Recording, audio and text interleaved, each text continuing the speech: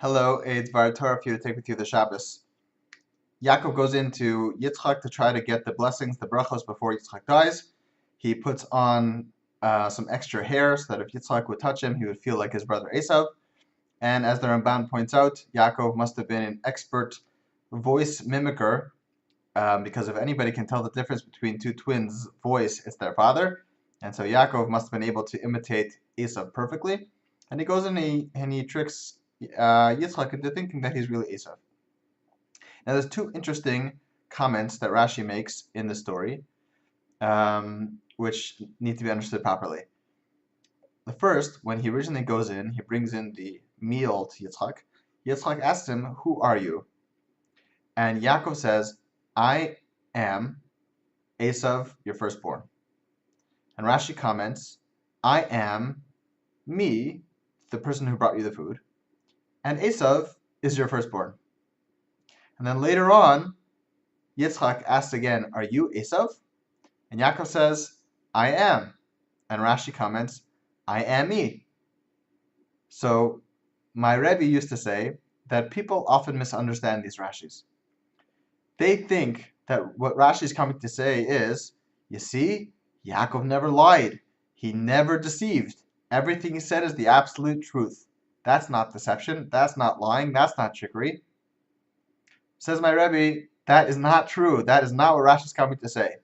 Sometimes the right thing to do in life is to trick. Sometimes, unfortunately, we have to lie.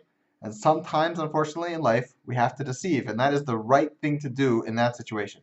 And in this situation, it was the right thing to do for Yaakov to deceive his father.